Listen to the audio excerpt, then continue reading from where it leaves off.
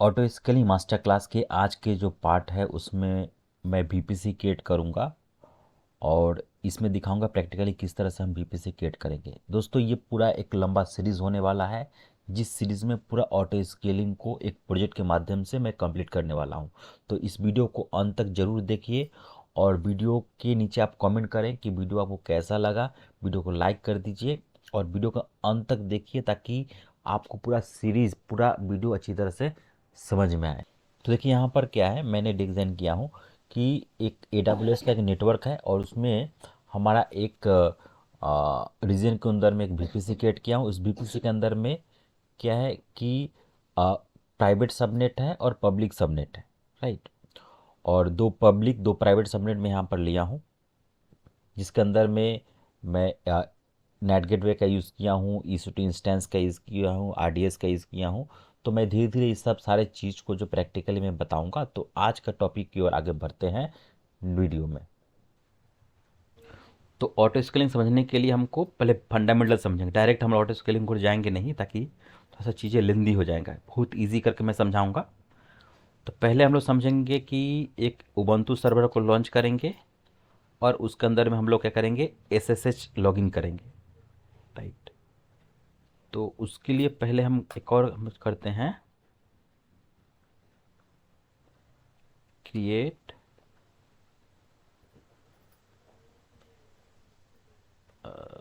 VPC with one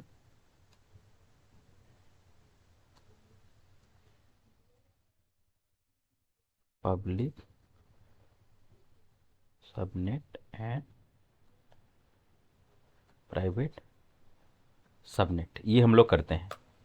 simple है, बहुत ही ध्यान से देखिएगा क्योंकि ये बहुत ही आसान है।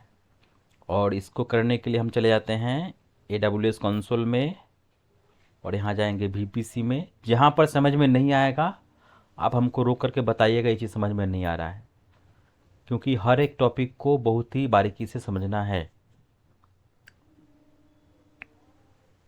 सो ऑलरेडी मेरे पास यहाँ पर देख पा रहे हैं, VPC में गए, ऑलरेडी मेरे पास एक VPC बना हुआ है, डिफ़ॉल्ट VPC। हम लोग चाहे तो इसको ले सकते थे, हम लोग चाहे तो इसको ले सकते थे, लेकिन हम लोग नया से बना लेंगे ताकि कोई कन्फ्यूज़न ना रहे। तो हम जाएंगे क्रिएट VPC में और करेंगे VPC एंड मोर ऑप्शन में जाएंगे। ये डायग्राम दिखा रहा है, ये ऑटोमेटिक बनेगा डायग्राम। कैसे बनेगा, यहाँ पर नाम दे देते हैं, नाम देते हैं यहाँ पर कि टेक महातो, एक कंपनी का नाम है टेक महातो, राइट।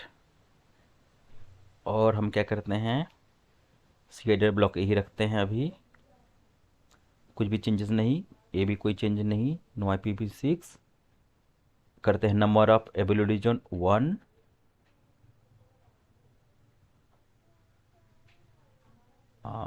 हम यहाँ पर थोड़ा सा चेंज करते हैं क्योंकि हमको 2 चाहिए, 2 करते हैं। 1 करेंगे तो उतना डिटेल में क्लियर नहीं होगा, करते हैं 2, 2 ले लेते हैं। A और B, ऑलरेडी मैं बताया था कि एजेड क्या होता है आप लोगों को। एजेड मतलब क्या होता है बताइए, थोड़ा सा कोई बताएंगे, what is AZ. Availability zone जहाँ पे डेटा सेंटर यहाँ अवेलेबल पर है डेटा लेकिन सेंटर है। तो एक रीजन है हमारा, कौन सा रीजन मैं अभी लिया हूँ, अभी मेरा रीजन है, कौन सा रीजन है ये, यूरोप। यूरोप में हमारा, अगर मैं यहाँ पर क्लिक करूँ तो UE North 1, राइट। तो 3 यहाँ पर बना हुआ है अवेलेबिलिटी जोन। एक रीजन में 3 जोन बना हुआ है, किसी भी से 4 किसी से 5 होता है, यानी कि data centre combination data centre 1, combination data centre 2, combination of data centre 3। मैं बोला 2 डेटा सेंटर भी लीजिए आप, कोई दिक्कत नहीं। एक A होना चाहिए और एक B होना चाहिए, चाहे तो 3 भी ले सकते थे बट मैं 2 लिया समझने के लिए। बोला नंबर ऑफ पब्लिक सबनेट कितना मेरा है चाहिए, हमको चाहिए 2, 2 मैंने लिया। नंबर ऑफ प्राइवेट सबनेट कितना चाहिए हमको, 2, 2 मैंने लिया। इसको मैं थोड़ा सा चाहे तो ब्रेक कर सकता हूँ, चाहे तो इसी तरह रख सकता हूँ। तो इसको मैं करता हूँ ब्रेक, या तो इसी तरह रख सकता हूँ। तो मैं अब इसको कुछ नहीं करता हूँ, जैसे वैसे रहने देता हूँ ताकि चीज़ें बहुत ही सिंपल हो। और नेट गेटवे चाहिए। नेट गेटवे हमको क्यों चाहिए? नेट गेटवे हम लोगों को इसीलिए चाहिए कि इसका आंसर कौन देंगे? सर प्राइवेट सबनेट को इंटरनेट प्रोवाइड करने के लिए नेट गेटवे चाहिए। प्राइवेट सबनेट में जो भी सर्वर या जो भी सर्विसेज लॉन्च होंगे, उस सर्विस या सर्वर को तो इंटरनेट एक्सेस चाहिए ताकि वो पैकेज को अपडेट कर पाए, राइट? तो उसके लिए हमको नेट गेटवे देते हैं। इससे क्या होता है कि हमारा सर्वर सर्वर जो हो, सर्वर या जो भी रिसोर्सेस है, वो हमारा प्राइवेट सबनेट में रहता है। उसको हम बाहर से एक्सेस नहीं कर सकते हैं थ्रू द इंटरनेट, बट वो particular server, particular resources internet को एक्सेस कर पाएगा, राइट? उसके लिए मैंने दिया। मैंने बोला क्या कि एक ही हमको चाहिए, हमको चाहिए एक ही चाहिए। अगर हम पर एजेंट में ले लेंगे तो दो आ जाएगा, दो एजेंट लिए तो दो होगा। हम बोले एक ही चाहिए। क्यों एक ही चाहिए? हमारा कॉस्ट बचेगा, राइट?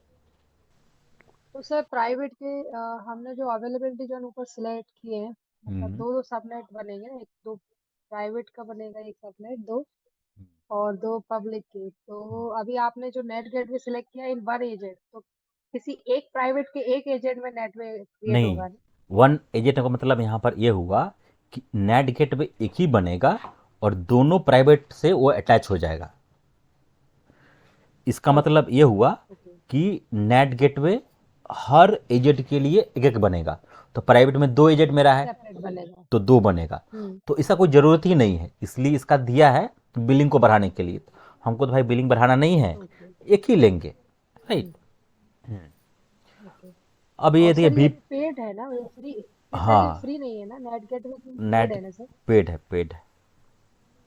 तो अगर हम इसे क्रिएट करेंगे तो इसका चार्जेस किस पर, मतलब किस हिसाब से लगेगा? जैसे मान लो अगर हमने प्रैक्टिस के लिए आवरली इसको लगता, क्रिएट आवरली किया चार्ज नेट लगता है, गेटवे, आवरली। तो आवरली कितना चार्जेस जाएगा? आप थोड़ा सर्च कर लीजिए नेट गेटवे प्राइसिंग। ऐसे तो मंथली हम लोग देखते हैं $15 के आसपास लगता है, 0.045 पर 0.05। आवर। तो मैं इसको करता हूँ क्रिएट।